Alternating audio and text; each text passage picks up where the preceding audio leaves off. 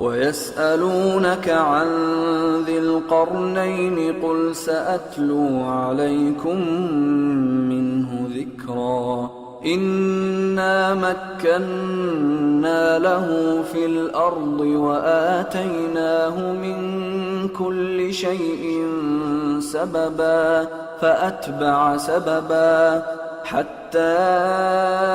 إذا بلغ مغرب الشمس وجدها تغرب في عين حمئة ووجد عندها قوما قلنا يا ذا القرنين إما أن تعذب وإما أن تتخذ فيهم حسنا قال أما من ظلم فسوف نعذبه ثم يرد إلى ربه فيعذبه عذابا نكرا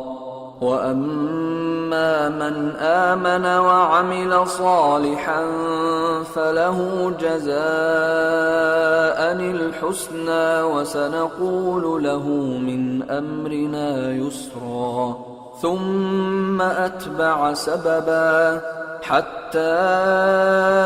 إذا بلغ مطلع الشمس وجدها تطلع على قوم لم نجعل لهم من دونها سترا كذلك وقد أحطنا بما لديه خبرا ثم أتبع سببا حتى إذا بلغ بين السدين وجد من دونهما قوما لا يكادون يفقهون قولا قالوا يا ذا القرنين إن يأجوج ومأجوج مفسدون في الأرض فهل نجعل لك خرجا على أن تجعل بيننا وبينهم سدا قال ما مكني فيه ربي خير فأعينوني بقوة أجعل بينكم وبينهم ردما آتوني زبر الحديد حتى إذا ساوى بين الصدفين قال انفخوا حتى إذا جعله نارا قال آتوني أفرغ عليه قطرا فما استطاعوا أن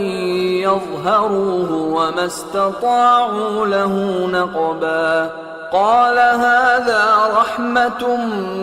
من ربي فإذا جاء وعد ربي جعله دكا وكان وعد ربي حقا وتركنا بعضهم يومئذ يموج في بعض ونفخ في الصور فجمعناهم جمعا وعرضنا جهنم يومئذ للكافرين عرضا الذين كانت أعينهم في غطاء عن ذكري وكانوا لا يستطيعون سمعا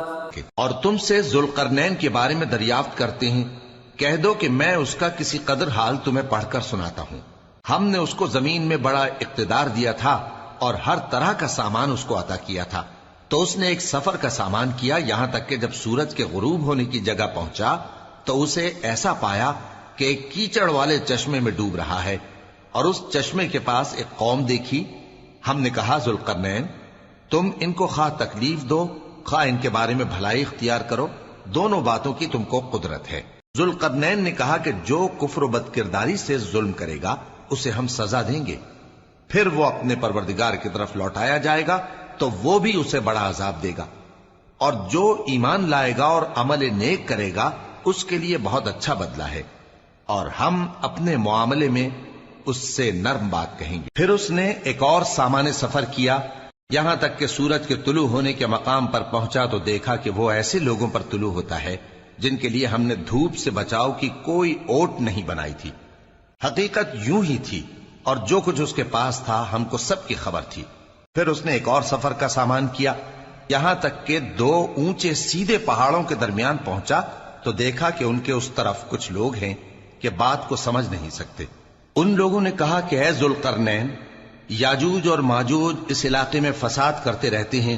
بھلا ہم آپ کے لیے خرچ کا انتظام کر دیں کہ آپ ہمارے اور ان کے درمیان ایک دیوار کھینچ دیں۔ ذوالقرنین نے کہا کہ خرچ کا جو مقدور اللہ نے مجھے بخشا ہے وہ بہت اچھا ہے،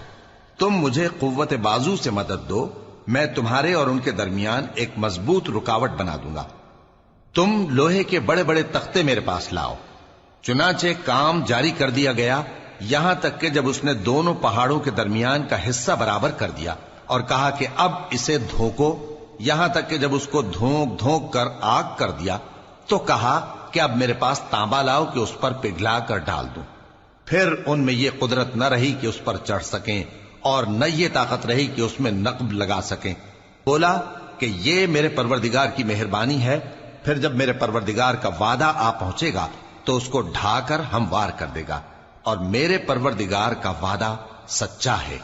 اس روز ہم ان کو چھوڑ دیں گے کہ روئے زمین پر پھیل کر ایک دوسرے میں گھس جائیں گے، اور سور پھونکا جائے گا تو ہم سب کو جمع کر لیں گے، اور اس روز ہم جہنم کو کافروں کے سامنے لائیں گے جن کی آنکھیں میری یاد سے پردے میں تھیں اور وہ سننے کی طاقت نہیں رکھتے تھے۔